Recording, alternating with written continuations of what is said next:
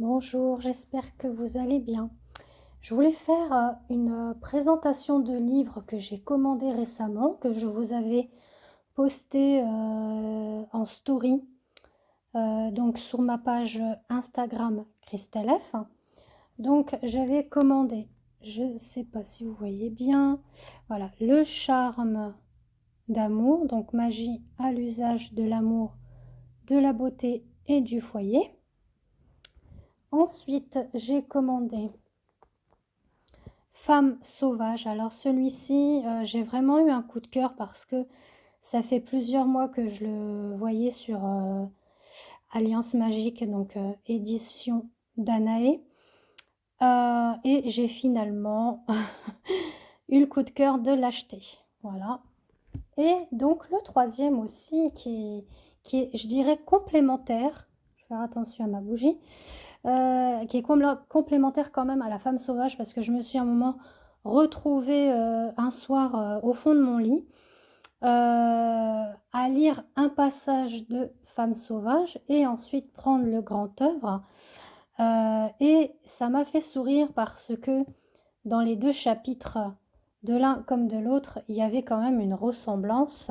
C'était par rapport justement à l'enfant intérieur, comment le travailler, l'apprivoiser, et puis être dans la bienveillance, le respect de soi-même. Donc, bien évidemment, voilà, c'est mes trois petits coups de cœur que je voulais vous mentionner. Donc, on va commencer déjà par le premier. Donc, le premier est fait par Athénos Orphée. Il a déjà écrit d'autres livres, qui est donc Lilith, Reine des sorcières. Donc, j'ai pas encore eu l'occasion de le lire, donc je vous le mets comme ça. Il y a eu aussi La magie des lampes en oudou et sorcellerie païenne. Voilà. Donc là, moi j'avais reçu la commande un petit peu avant la Saint-Valentin. Je l'ai épluché, mais j'ai pas trouvé vraiment des choses qui me correspondaient. Moi, je vous le dis sincèrement. Bon, il y a des belles choses, hein, je ne vais pas dire le contraire. Vous avez les charmes et sortilèges, les encens et plantes en magie d'amour, radionique et magie, paroles de sorcière, les oracles en amour, l'ochiosophie pour l'amour, la beauté. Donc ça, la beauté, c'est des petites recettes de beauté que vous pouvez vous faire, même des bains énergétiques. Donc on est avec comment conserver les produits, comment vous les procurer, comment les fabriquer. Donc il y a les laits, donc le lait de lune, qui est une notion nettoyante. Vous avez l'élixir du soleil, donc je sais bien, vous ne voyez pas tellement bien, mais bon, je vous en parle comme ça. Vous avez le lait des fées, donc c'est un lait démaquillant avec des violettes et du lait frais. Donc vous voyez, bon, ça, je pourrais effectivement me le faire parce que j'ai pu voir des petits rituels qui parlaient effectivement un petit peu dans l'époque un peu grecque, un peu, voilà, un petit peu païen aussi. On utilisait des sacrifices d'animaux ou alors on utilisait nos règles aussi. Je suis pas fan, hein, franchement. Je pense que vous êtes d'accord avec moi. Au niveau de l'oracle, en amour, vous avez donc tout ce qui est la reliance des insectes et des animaux. Si vous voyez par exemple une araignée, une puce, un corbeau, le pigeon, le hibou, le cygne, bah, ça vous donne effectivement un message, une synchronicité qui arrivera à vous par rapport à l'amour. Après, vous avez aussi au niveau des recettes, des lotions, des élixirs avec Aphrodite, des gommages, des masques que vous pouvez faire. Après, on a le symbole du double bonheur aussi, qu'on peut fabriquer en tableau magique afin d'accueillir de belles énergies, de bonheur et aussi C'était utilisé notamment au niveau asiatique, donc chinois, hein. Donc c'est effectivement pour le bonheur conjugal au sein du couple. Après, bah, vous avez également des petits rites de prière. Voilà. Donc j'ai fait un petit peu le tour, hein. Bon, je vous montre comme ça. Si vous pouvez voir un petit peu. Bon, moi je pense que je vais juste l'utiliser pour des petites recettes de beauté. Le reste, comme je vous l'ai dit, à part aussi avec les animaux. Après, vous avez les encens aussi. Et plantes en magie d'amour. Comment vous pouvez faire des encens? C'est pas mal aussi. Voilà. Après, tout ce qui est rite de sorcellerie qu'il y avait au niveau de cette époque-là, je suis pas fan, mais enfin bon, c'est comme ça. Ensuite, on passe au niveau de la femme sauvage, donc qui se décompose en 12 chapitres. Donc, vous avez en 12 chapitres, que je reprends la page, en chapitre 1, tout ce qui est en lien avec la lune sacrée et votre conscience de sorcière. Avec des méditations qui sont incluses.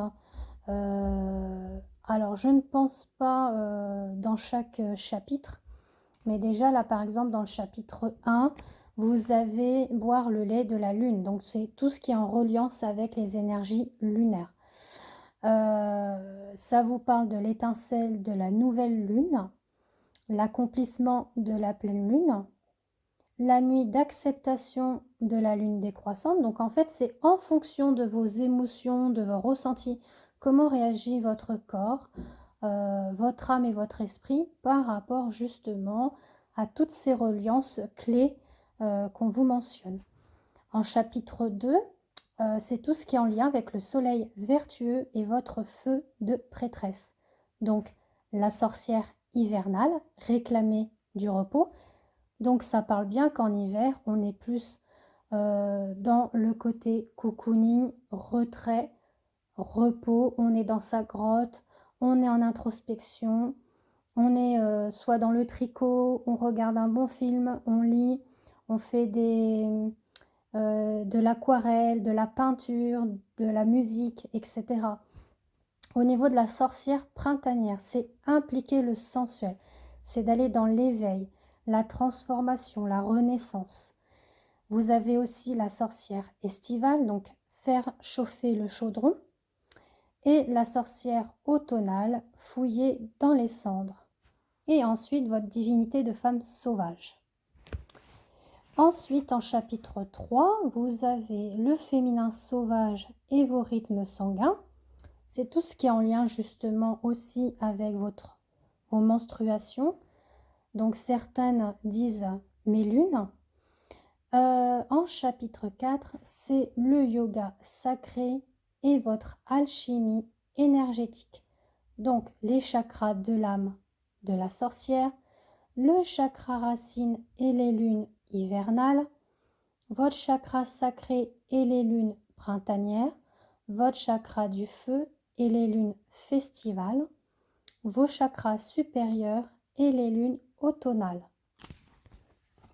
Ainsi de suite. En deuxième partie, qui est la deuxième clé, c'est tout ce qui est le traçage du cercle et votre écologie sauvage, vos racines, votre intégrité merveilleuse et spirituelle, votre feu de forêt, le mystère qui réside en vous en tant que prêtresse, et ainsi de suite. Donc, vous voyez, il est quand même assez complémentaire.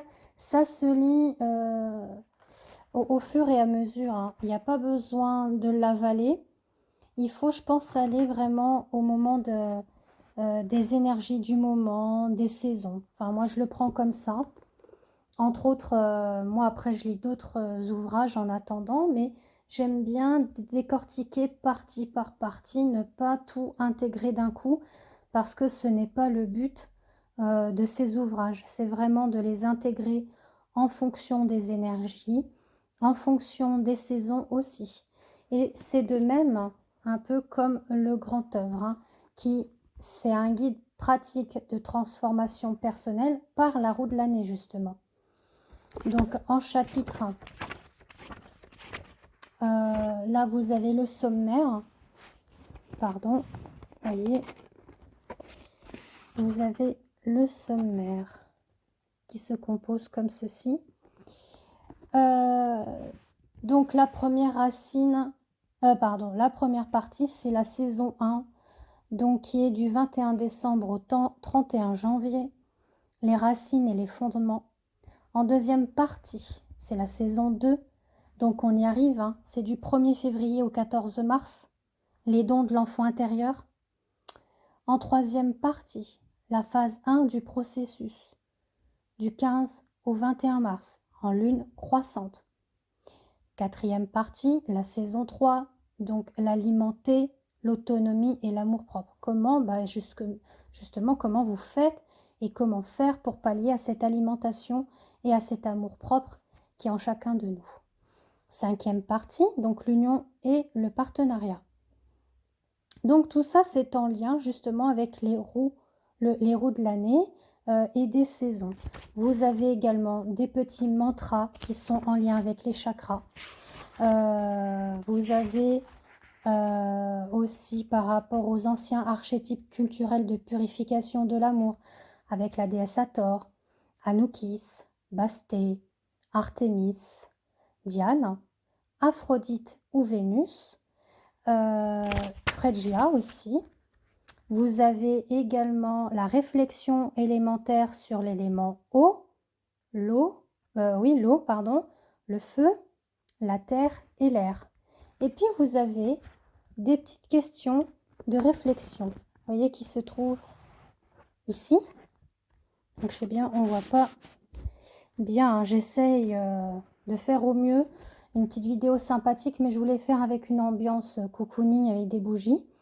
Donc bon, j'essaierai la prochaine fois de voir comment je peux faire parce que j'ai pas du tout là le trépied avec le nouveau téléphone, c'est pas top. Donc je verrai bien. Dans tous les cas, c'est vraiment des réconforts ces bouquins. Enfin, franchement, les deux là. Par exemple, sur les messages qui contribuent à l'équilibre. Donc, c'est-à-dire le plexus solaire, c'est « Je n'ai pas de mal à dire non. J'accepte de me mettre en colère. Je suis responsable de mes propres sentiments et de mes propres expériences. Je suis précieux et important. Je me respecte. » Voilà. Qui est mentionné ici. Et puis, sur l'autre page, vous avez réflexion de guidance sur les guides intuitifs avec les oracles. On vous parle des oracles et notamment la reliance avec les animaux.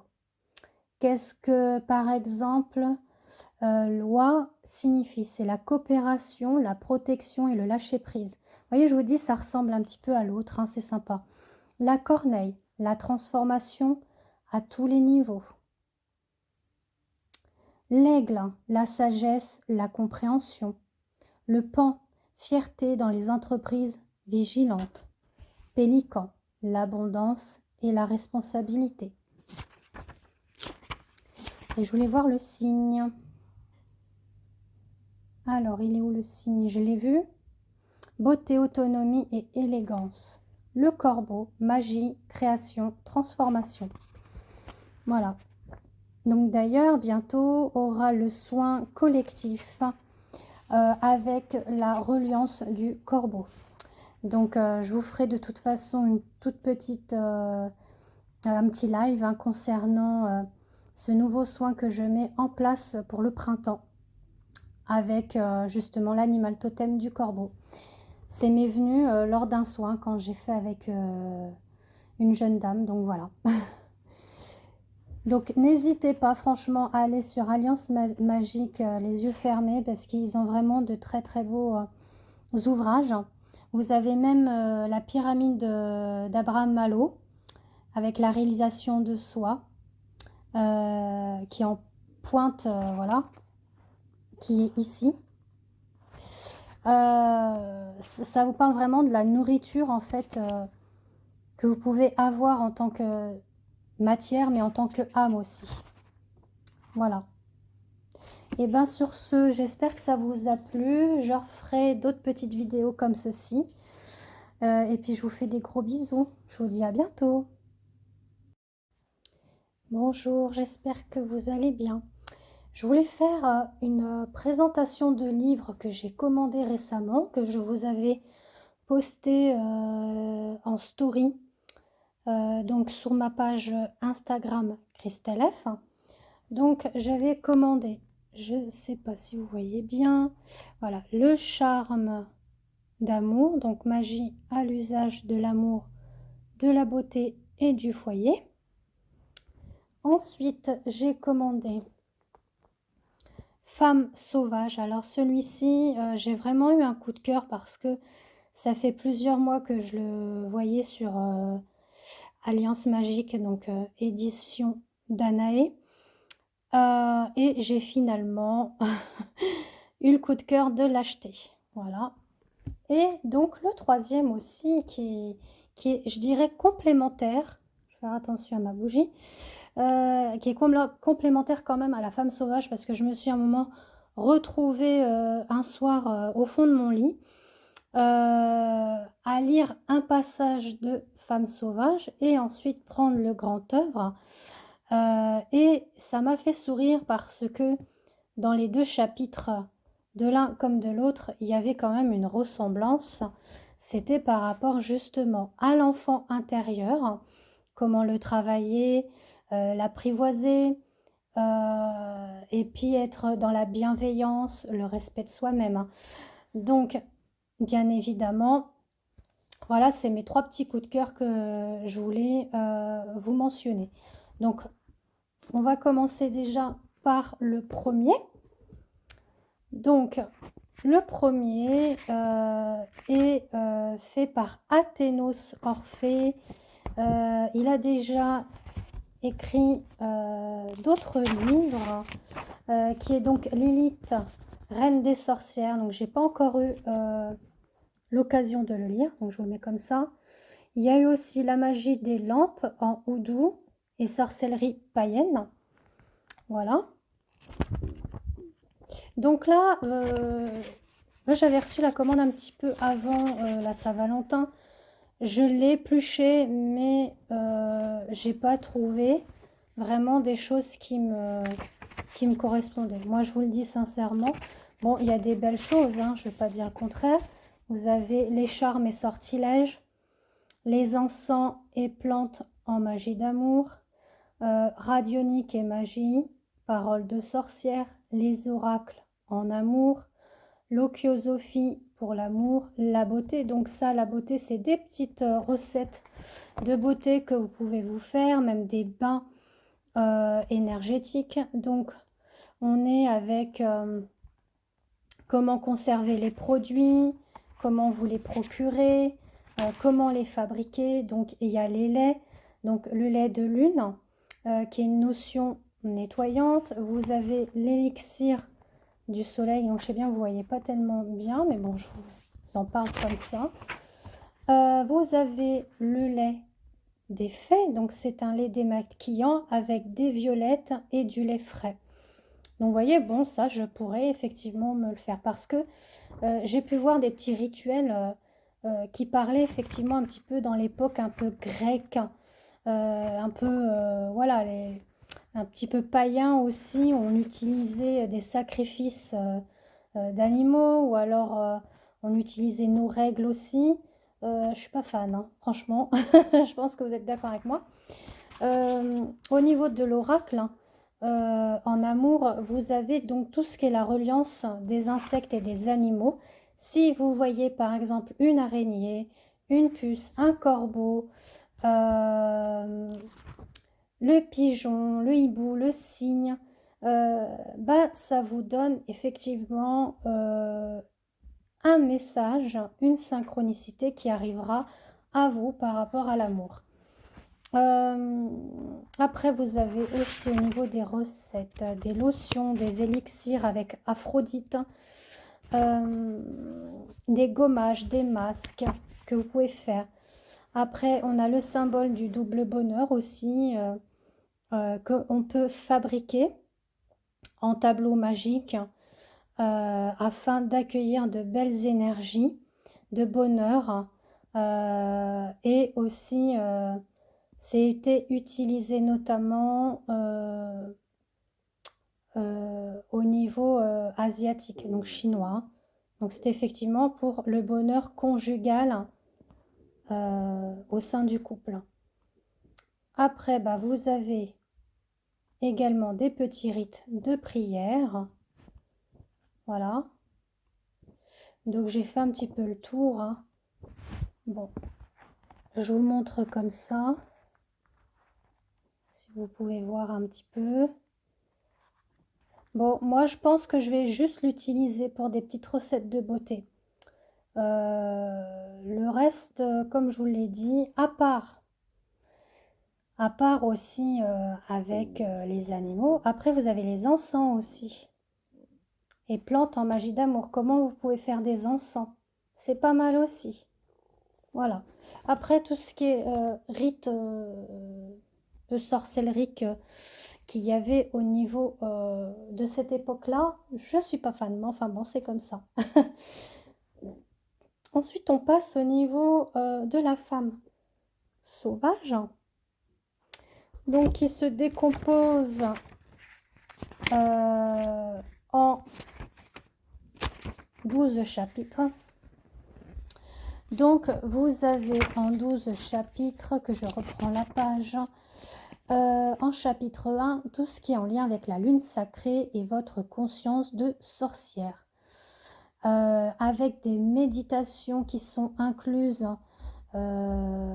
Alors, je ne pense pas dans chaque chapitre, mais déjà là, par exemple, dans le chapitre 1, vous avez boire le lait de la lune. Donc, c'est tout ce qui est en reliance avec les énergies lunaires.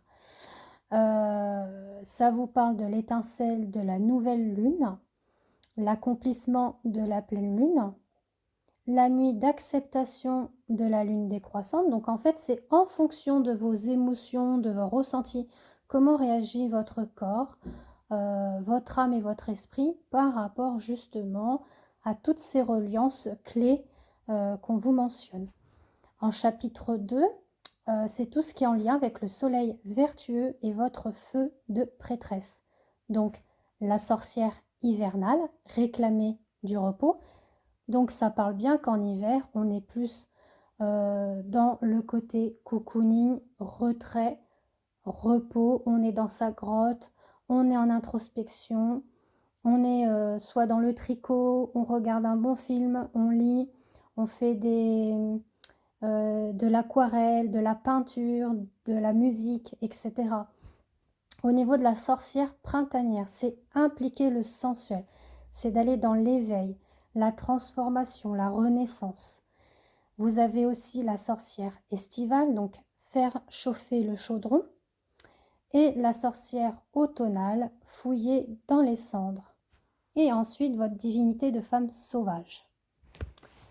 Ensuite, en chapitre 3, vous avez le féminin sauvage et vos rythmes sanguins. C'est tout ce qui est en lien justement aussi avec vos menstruations. Donc certaines disent mes lunes. En chapitre 4, c'est le yoga sacré et votre alchimie énergétique. Donc les chakras de l'âme de la sorcière, le chakra racine et les lunes hivernales, votre chakra sacré et les lunes printanières, votre chakra du feu et les lunes festivales, vos chakras supérieurs et les lunes automnales. Ainsi de suite. En deuxième partie, qui est la deuxième clé, c'est tout ce qui est le traçage du cercle et votre écologie sauvage, vos racines, votre intégrité merveilleuse et spirituelle, votre feu de forêt, le mystère qui réside en vous en tant que prêtresse, et ainsi de suite. Donc, vous voyez, il est quand même assez complémentaire. Ça se lit au fur et à mesure, hein. Il n'y a pas besoin de l'avaler. Il faut, je pense, aller vraiment au moment des énergies du moment, des saisons. Enfin, moi, je le prends comme ça. Entre autres, moi, après, je lis d'autres ouvrages en attendant, mais j'aime bien décortiquer partie par partie, ne pas tout intégrer d'un coup, parce que ce n'est pas le but de ces ouvrages. C'est vraiment de les intégrer en fonction des énergies, en fonction des saisons aussi. Et c'est de même, un peu comme le grand œuvre, hein, qui c'est un guide pratique de transformation personnelle par la roue de l'année, justement. Donc en chapitre 1, là vous avez le sommaire, pardon, voyez, vous avez le sommaire qui se compose comme ceci. Donc la première racine, la première partie, c'est la saison 1, donc qui est du 21 décembre au 31 janvier, les racines et les fondements. En deuxième partie, c'est la saison 2, donc on y arrive, hein, c'est du 1er février au 14 mars, les dons de l'enfant intérieur. En troisième partie, la phase 1 du processus, du 15 au 21 mars, en lune croissante. Quatrième partie, la saison 3, donc l'alimenter, l'autonomie et l'amour-propre. Comment justement, comment vous faites et comment faire pour pallier à cette alimentation et à cet amour-propre qui est en chacun de nous. Cinquième partie, donc l'union et le partenariat. Donc tout ça, c'est en lien justement avec les roues de l'année et des saisons. Vous avez également des petits mantras qui sont en lien avec les chakras. Vous avez aussi par rapport aux anciens archétypes culturels de purification de l'amour, avec la déesse Hathor, Anubis, Basté, Artémis, Diane, Aphrodite ou Vénus, Phrygia aussi. Vous avez également la réflexion élémentaire sur l'élément eau, l'eau, le feu, la terre et l'air. Et puis vous avez des petites questions de réflexion, vous voyez, qui se trouvent ici. Donc je sais bien, on ne voit pas bien, hein. J'essaye de faire au mieux une petite vidéo sympathique, mais je voulais faire avec une ambiance cocooning avec des bougies. Donc bon, j'essaierai la prochaine fois de voir comment je peux faire, parce que j'ai pas du tout là le trépied avec le nouveau téléphone, c'est pas top. Donc je verrai bien. Dans tous les cas, c'est vraiment des réconforts ces bouquins. Enfin, franchement, les deux là. Par exemple, sur les messages qui contribuent à l'équilibre. Donc, c'est-à-dire le plexus solaire, c'est « Je n'ai pas de mal à dire non. J'accepte de me mettre en colère. Je suis responsable de mes propres sentiments et de mes propres expériences. Je suis précieux et important. Je me respecte. » Voilà. Qui est mentionné ici. Et puis, sur l'autre page, vous avez réflexion de guidance sur les guides intuitifs avec les oracles.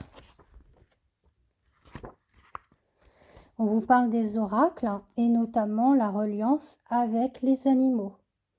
Qu'est-ce que, par exemple, loi signifie? C'est la coopération, la protection et le lâcher-prise. Vous voyez, je vous dis, ça ressemble un petit peu à l'autre, hein, c'est sympa. La corneille, la transformation à tous les niveaux. L'aigle, la sagesse, la compréhension. Le paon, fierté dans les entreprises vigilantes. Pélican, l'abondance et la responsabilité. Et je voulais voir le signe. Alors, il est où le signe? Je l'ai vu. Beauté, autonomie et élégance. Le corbeau, magie, création, transformation. Voilà. Donc d'ailleurs, bientôt aura le soin collectif avec la reliance du corbeau. Donc je vous ferai de toute façon une toute petite, un petit live hein, concernant ce nouveau soin que je mets en place pour le printemps avec justement l'animal totem du corbeau. C'est m'est venu lors d'un soin quand j'ai fait avec une jeune dame, donc voilà.